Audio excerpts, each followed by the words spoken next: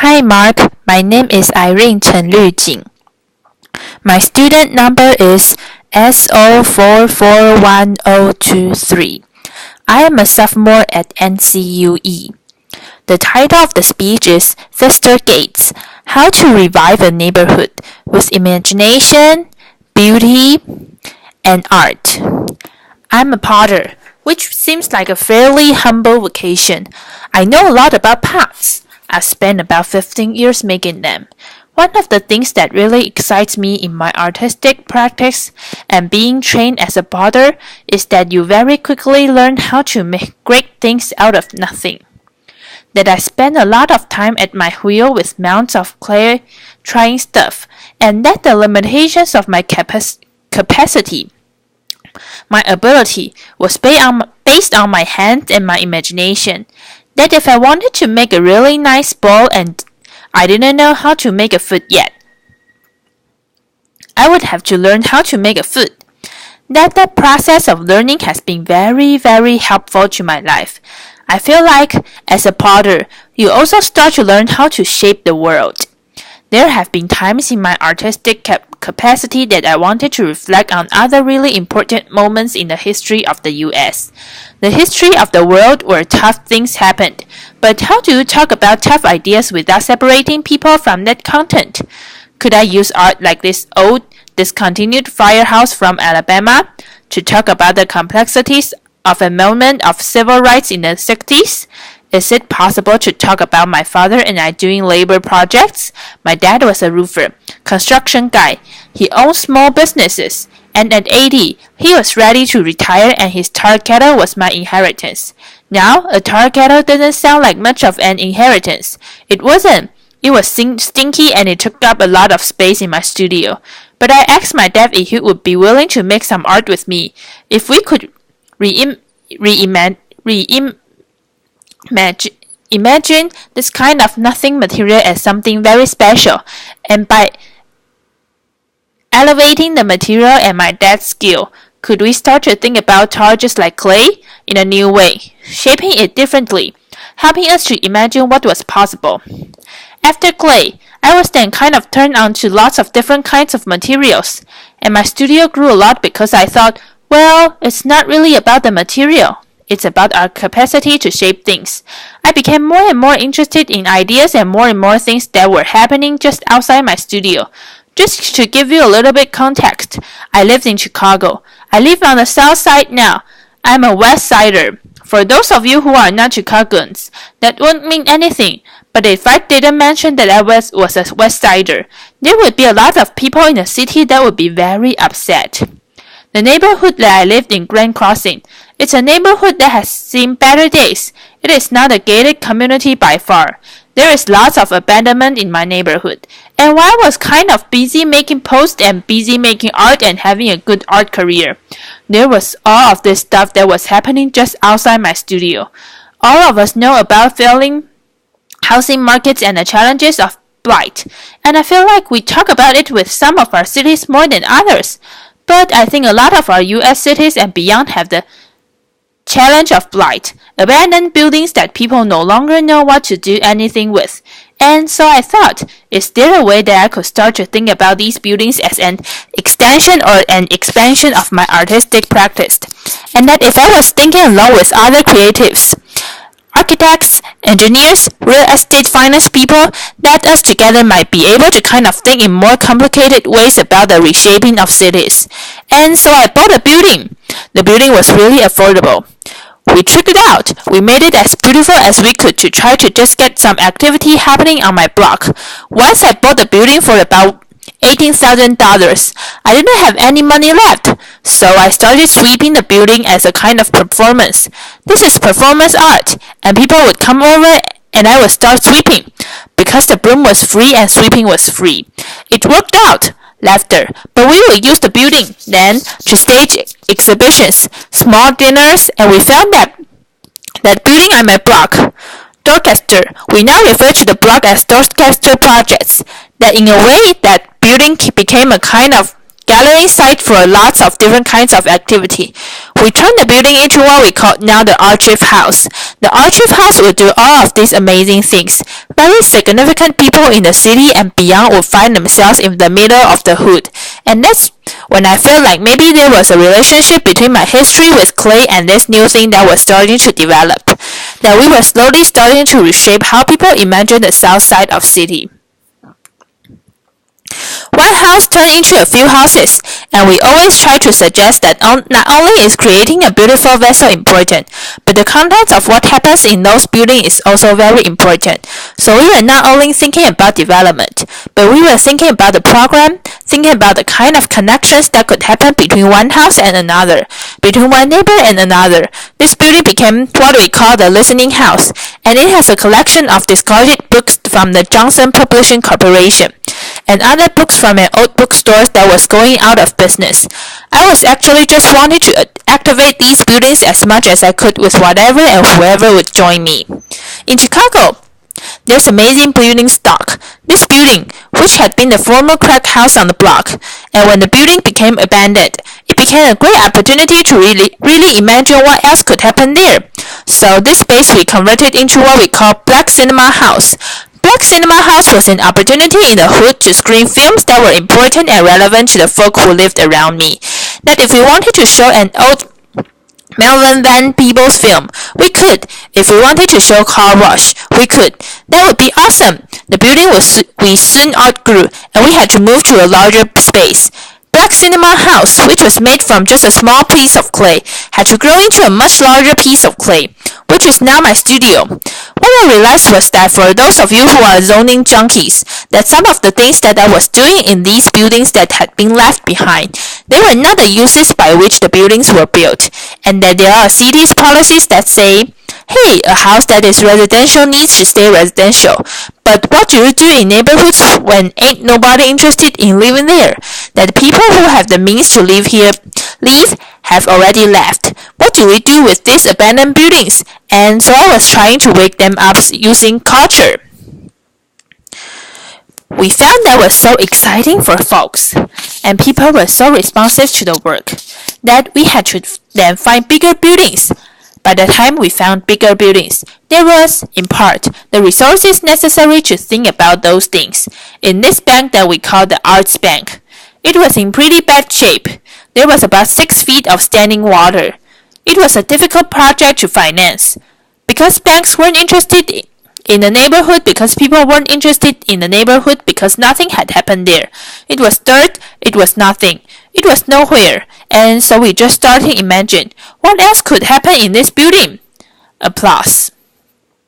And so now that the rumor of my block has spread, and lots of people are starting to visit, we found that the bank can now be a center for exhibition, archives, music performance, and that there are people who are now interested in being adjacent to those buildings because we brought some heat, that we kind of make a fire. One of the archives that we'll have there is the Johnson Publishing Corporation. We've also started to collect memorabilia from American history, from people who live or have lived in that neighborhood. Some of these images are degraded images of black people, kind of history of very challenging content. And we're better than a neighborhood with young people who are constantly asking themselves about their identity to talk about some of the complexities of race and class.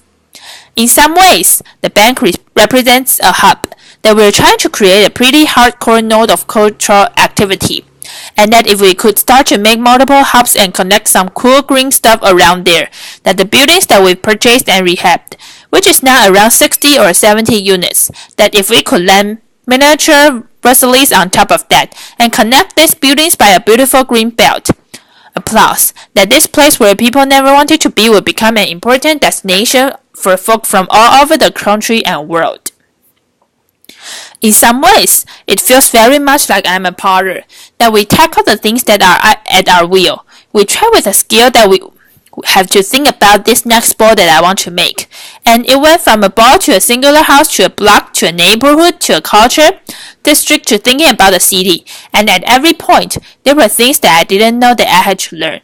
I've never learned so much about zoning law in my life. I never thought I would have to. But as a result of that, I'm finding that there's not just a room for my own artistic practice. There's room for a lot of other artistic practices.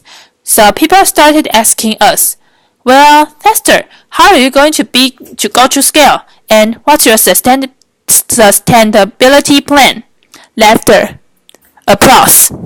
And what I found was that I couldn't export myself.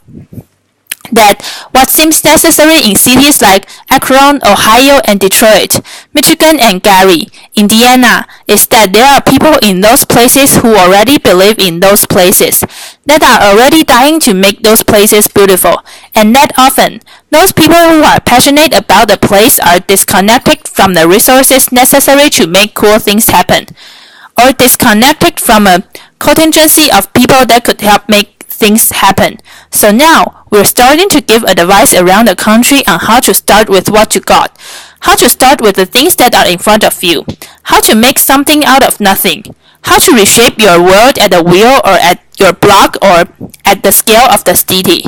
Thank you so much. Applause. June Cohen. Thank you. So I think many people watching this will be asking themselves in the question you just raised at the end. How can they do this in their own city? You can export yourself. Give us a few pages out of your playbook about what someone who is inspired about their city can do to take on projects like yours. Theaster Gates. One of the things I've found that's really important is giving thought to not just the kind of individual project, like an old house, but what's the relationship between an old house, a local school, a small boat garb, and is there some kind of synergy between those things? Can you get those folk talking? I found that in cases where neighborhoods have failed, they still often have a pulse. How do you identify the pulse in that place, the passionate people, and then how do you get folk who have been fighting, slogging for 20 years, re-energized about the place that they live? And so someone has to do that work. If I were a traditional developer, I would be talking about buildings alone, and then putting a 4 leaves sign in the window. I think that you actually have to curate more than that. That there's a way in which you have to be mindful about. What are the business that I want to grow here? And then, are there people who live in this place who want to grow those businesses with me? Because I think it's not just a culture place or housing. There has to be the recreation of an economic core. So thinking about those things together feels right. JC, it's hard to get people to create the spark again when people have been slogging for 20 years. Are there any methods you found that have helped break through? TG, yeah, I think that now there are lots of examples of folk who are doing amazing work.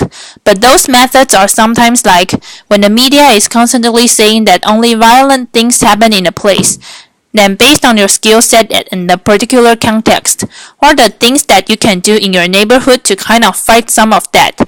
So I found that if you're a theater person, we have outdoor street theater festivals. In some cases, we don't have the resources in certain neighborhoods to do things that are a certain kind of splashy.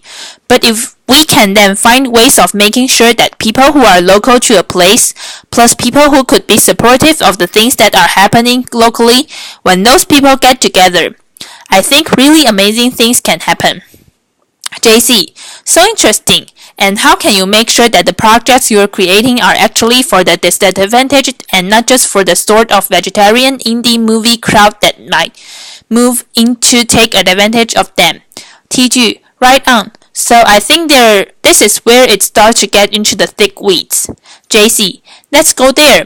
TG, right now, Grand Crossing is 99% black, or at least leaving, and we know that maybe who owns property in a place is different from who walks the streets every day. So it's reasonable to say that Grand Crossing is already in the process of being something different than it is today. But are there ways to think about housing trust or land trust or emission-based development? Let's start to protect some of the space that happens. Because when you have 7,500 empty lots in the city, you want something to happen there, but you need entities that are not just interested in the development piece, but entities that are interested in the stabilization piece. And I feel like often the developer piece is really motivated, but the other work of a kind of neighborhood consciousness, that part doesn't live anymore. So how do you start to grow up important watchdogs that ensure that the resources that are made available to new folk that are coming in are also distributed to folk who have lived in a place for a long time? JC, that makes so much sense. One more question. You make such a compelling case for beauty and the importance of beauty and the arts. There would be others who would argue that funds would be better spent on basic services for the disadvantaged. How do you combat that viewpoint or come against it? TG, I believe that beauty is a basic service. Applause. Often what I have found is that when there are resources that have not been made available to certain other resourced cities or neighborhoods or communities, that sometimes culture is the thing that helps to ignite, and that I can't do everything, but I think that there's a way in which if you can start with culture and get people kind of reinvested in their place, other kinds of adjustment amenities start to grow, and then people can make a demand that's a poetic demand, and the political demands that are necessary to wake up our cities. They also become very poetic. JC, it makes perfect sense to me. Theaster, thank you so much for being here with us today. Thank you, Theaster Gates. Applause.